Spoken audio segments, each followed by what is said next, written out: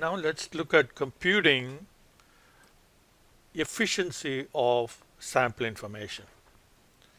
So we're going to first compute, we already talked about the expected value of sample information. So we'll do that in a little more formal way. And then we will compute efficiency of sample information. So this is the efficiency that we have developed. So first I'm going to copy paste this decision tree, and we already saved. Remember, we can save it as a .json file. So that file can then be opened in a different session, in a future session of this software.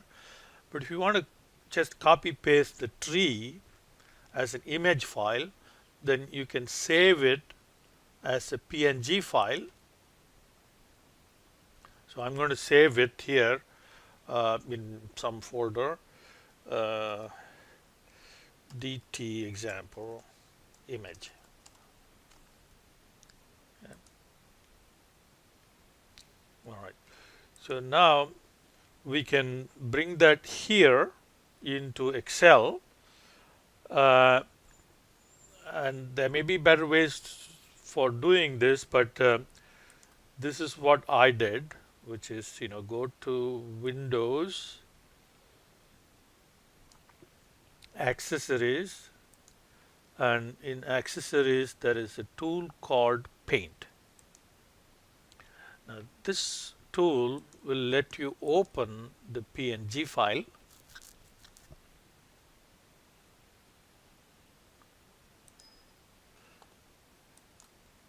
Okay, I saved it here.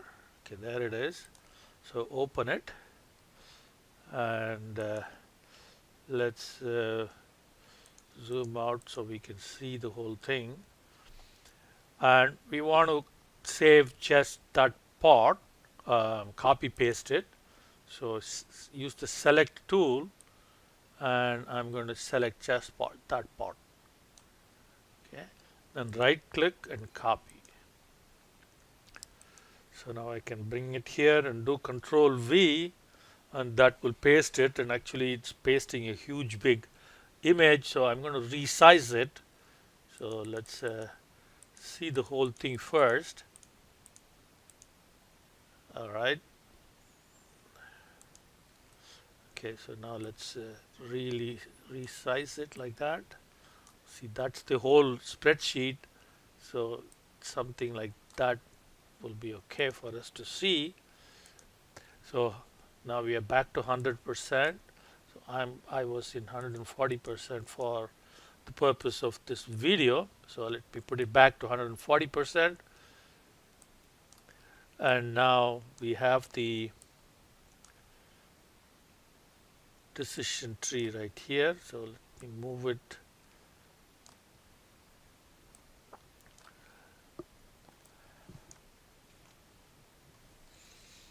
Okay, so here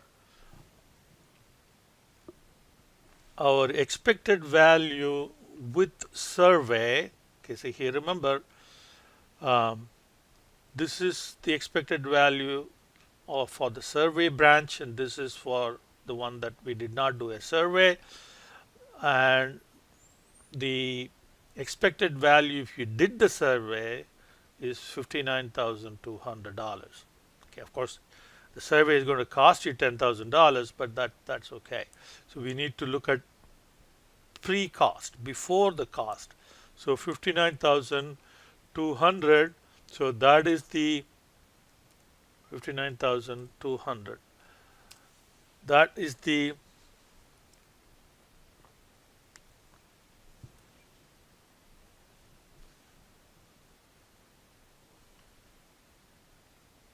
expected value with survey.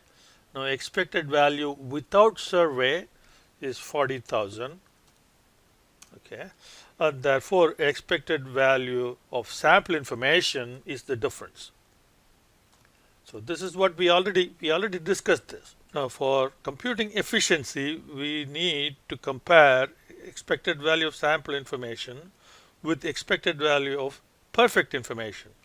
we computed expected value of perfect information in sheet 2, and where we compare the expected monetary value with expected value with perfect information. So let's copy paste that information. So I'm going to copy this over here first. Okay, now that should be EMV. Okay, and we have to correct the formula because this is the probability should come from 55 and 55. Okay, so now that the expected monetary value, okay, monetary value times probability. All right, so maximum EMV is 40,000. The decision is construct a small plant. Now that's the expected monetary value.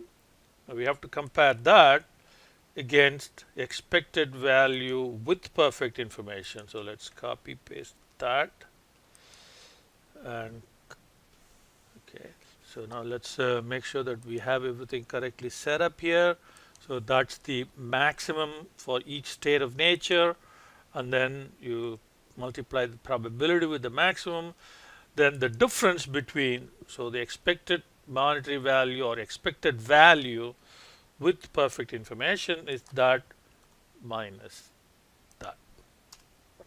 And we calculated this, so this is what we call expected values.